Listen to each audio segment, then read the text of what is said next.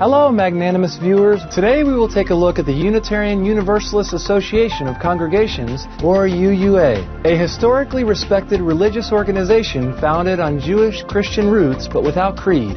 The 7 main principles of the UUA are the inherent worth and dignity of every person, justice, equity, and compassion in human relations, acceptance of one another and encouragement to spiritual growth in our congregations, a free and responsible search for truth and meaning, the right of conscience, and the use of the democratic process within our congregations and in society at large. The goal of world community with peace, liberty, and justice for all. Respect for the interdependent web of all existence of which we are a part. Dr. Russell K. Elleven is a vegan minister of Westside Unitarian Universalist Church in Fort Worth, Texas, USA. He is also a highly experienced counselor and educator.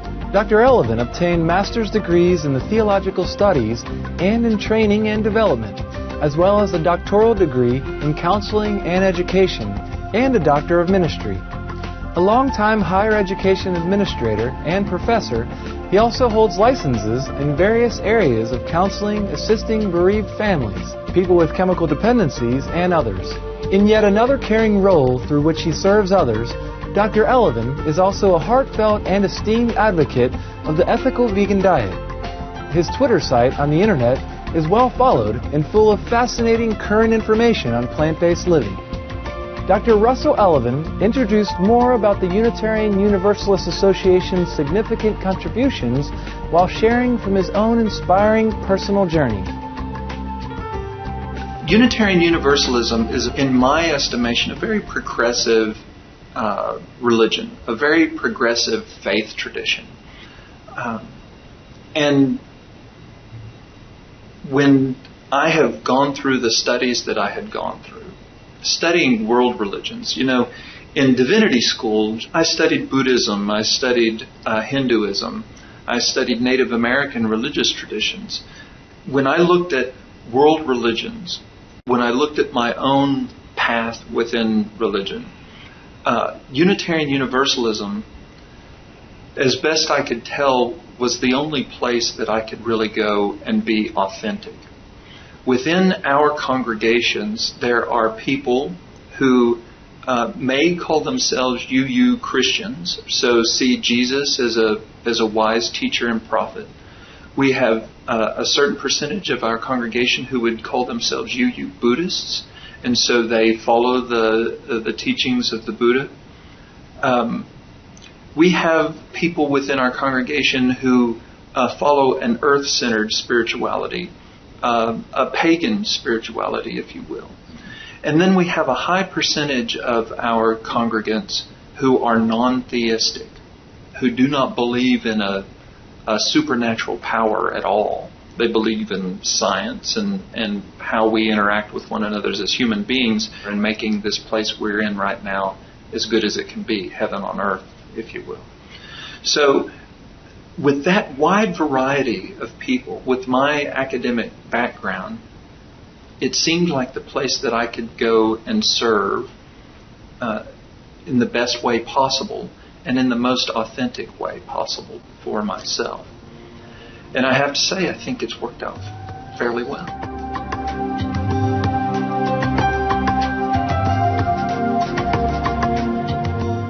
Unitarian Universalists with Christian and Buddhist backgrounds find that their respective religious roots honor the 7 UU principles, such as respect for the interdependent web of all existence of which we are a part.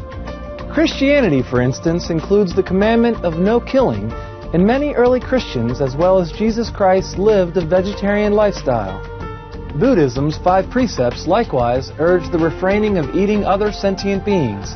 The Unitarian Universalist idea of the interdependence and interrelatedness of existence could also be related to the Buddhist concept of karma and the Christian belief in, as you sow, so shall you reap.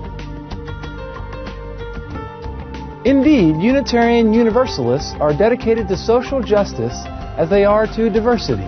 Dr. Elleven, could you tell us more about the history of the Unitarian Universalist Church? Some of the ways that this church has led the evolution of this country and maybe the evolution of planet Earth. When you look back at our history, you'll see people like John Adams, John Quincy Adams, Thomas Jefferson. There have been 6 Unitarian presidents of the United States and 1 Universalist president of the United States.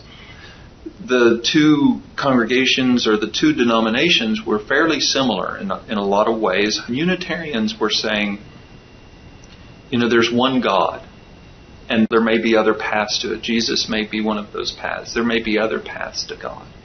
Universalists were saying there is universal salvation available to us all. Now, some of the ways that I believe that Unitarian and Universalists who came together in 1961 to form the Unitarian Universalist Association is that we've been on the forefront of many progressive kinds of issues. And the area of slavery in this country that's been so deeply dividing and hurtful, Unitarians and Universalists were some of the first people to come out and say that this institution of slavery is evil. Theodore Parker, one of our liberal prophets, is so far out ahead of mainstream America with regard to the slavery issue. When Martin Luther King Jr. wanted clergy on the line with him in Selma, he called the president of the Unitarian Association and said, "We need your people there." And there were more Unitarian clergy and Universalist clergy proportionally at the March on Montgomery than any other type of clergy. We have also been fairly consistent in our push towards equality for lesbian, gay, bisexual, transgendered people, and saying that they have worth and dignity as well. We are constantly striving to try to show the worth and dignity of all humanity. How are animals viewed in the Unitarian Universalism? That's a wonderful question, and something that I hope to help move along in this progressive way that we've talked about with other issues. And one of the things that gives me hope within Unitarian Universalism is that we are forward-thinking. And where other people may be reticent or hesitant to look at animals as being a part of that interdependent web or of having worth and dignity in and of themselves, I think Unitarian Universalism has the potential to look at that in a more progressive way. Within our congregations is an organization called Unitarian Universalist Animal Ministry, and they're available online at uuam.org. I've been part of a group of people who are creating a curriculum that congregations can take part in, where we hope the idea of animals sharing space on this earth with us is brought to a little bit higher level. Dr. Elleven, can you tell us how you became a vegan? And if it's okay with you, can you discuss some about how it aided in your recovery and helped you become a cancer survivor? Well, yeah, I'm really glad you asked me that. A lot of times, honestly, I just forget. I forget that I have one arm, or that I've gone through a major colon surgery because of cancer. When I was 13 years old, we lived on a small place, 10 acres. We had ducks and chickens and pigeons and cows. And at the age of 13, I was able to look in those cows' eyes and realize that there was more there going on than what I had been told by other people. That they couldn't feel things, that when you dehorned them, that it was like cutting our fingernails. I could tell that I'd been lied to.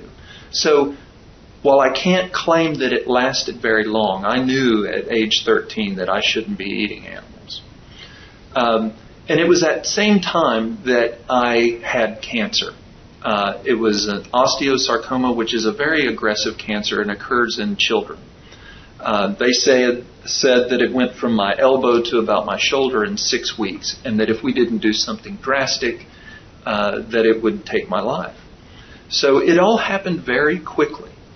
And another connection that I think I made was that I really struggled for survival. I really wanted to live. And you see that with animals too. Whatever we do to them, whatever harm we put them through, that all they want to do is live. They just want to survive. So I struggled to survive. I went through 2 years of chemotherapy. And if you've known anyone who's gone through chemotherapy, this was in 1978. The drugs were much harsher than they are today. It was hell. I mean, it was really hell for 2 years. And I'm 13 years old, and I'm going through puberty and all of the things that go along with that, where you want to be attractive, and I was not. But that struggle really made me into a person that is very different, I think, had I not gone through that.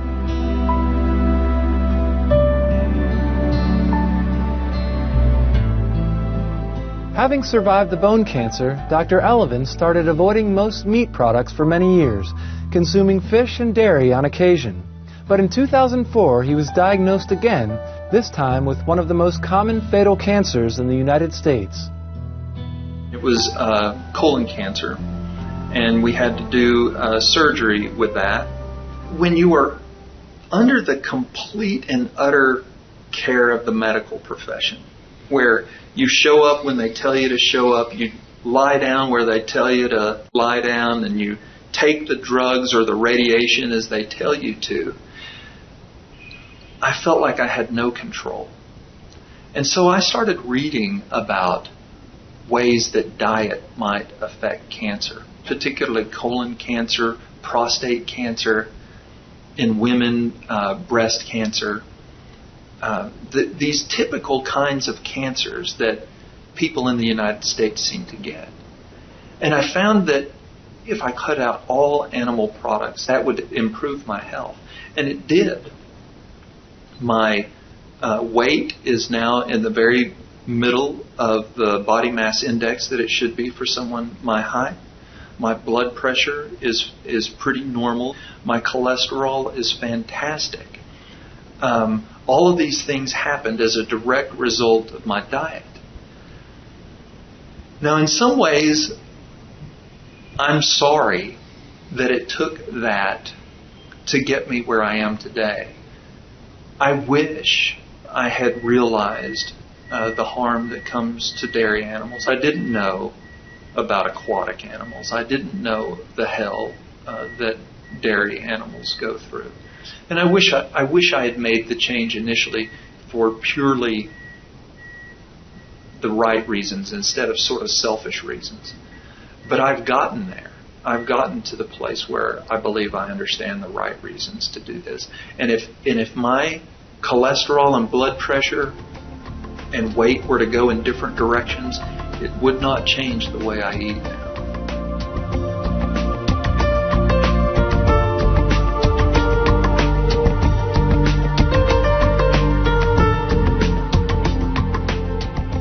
Join us again next Sunday for the second and final part of our program featuring the Unitarian Universalist Association with compassionate vegan minister Dr. Russell K. Elleven. We will explore the organization's call for ethical eating as a solution to social injustice and global warming and more. If I could hope for a world that looked vegan, it would be one where we have realized the limits of this planet that we live on. It would be one where everyone recognizes the inherent worth and dignity of everyone else. But it wouldn't stop there. It would also recognize the inherent worth and dignity of all sentient beings.